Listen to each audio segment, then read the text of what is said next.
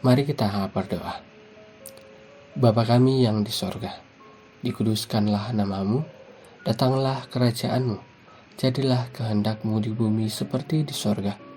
Berikanlah kami pada hari ini makanan kami yang secukupnya, dan ampunilah kami akan kesalahan kami, seperti kami juga mengampuni orang yang bersalah kepada kami. Dan janganlah membawa kami ke dalam pencobaan, tetapi lepaskanlah kami daripada yang jahat. Karena Engkaulah yang mempunyai kerajaan dan kuasa dan kemuliaan sampai selama-lamanya. Amin. Minggu 24 September 2023. Bahan bacaan Mazmur 78 ayatnya yang pertama sampai ayatnya yang keempat, dengan tema dengar dan ceritakanlah. Perangi amu uleleni. Tiap kali ibadah akan dimulai, selalu didahului dengan penyampaian bahwa ibadah akan segera dimulai. Mari siapkan hati kita untuk mendengar firman Tuhan. Mungkin ada yang mendengar dan bersiap, namun sebagian juga yang tidak peduli, bahkan lebih banyak yang tetap pada kesibukannya. Sebagian lagi menceritakan hal lain sehingga kadang saat ibadah berlangsung, pelayan harus menyampaikan teguran. Pertanyaannya, apakah firman sudah kurang menarik untuk didengar? Atau karena memang kekerasan hati?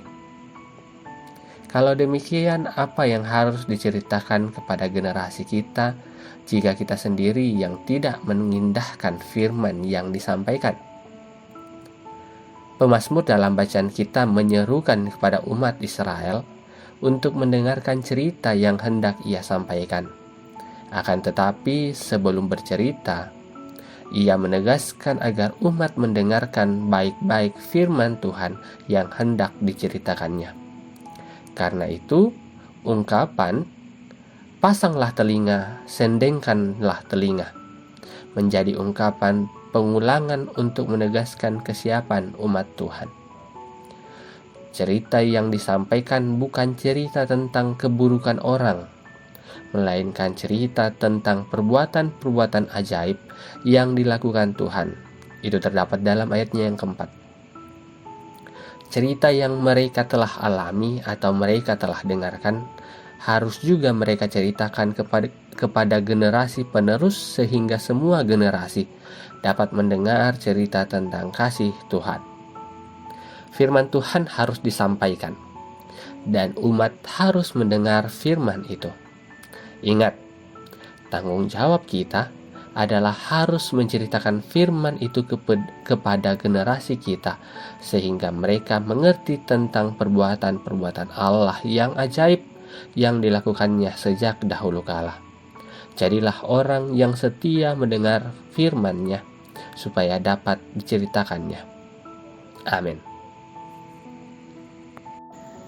Mari kembali kita merendahkan diri di hadapan Tuhan dalam saat teduh, merenungkan setiap firman yang telah kita baca dan kita renungkan bersama.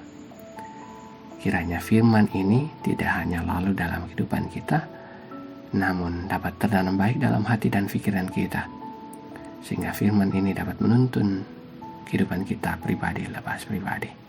Mari bersaat teduh.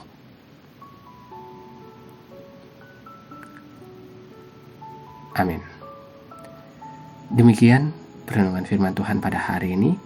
Sampai jumpa lagi dalam perenungan firman Tuhan edisi selanjutnya. Tuhan Yesus memberkati.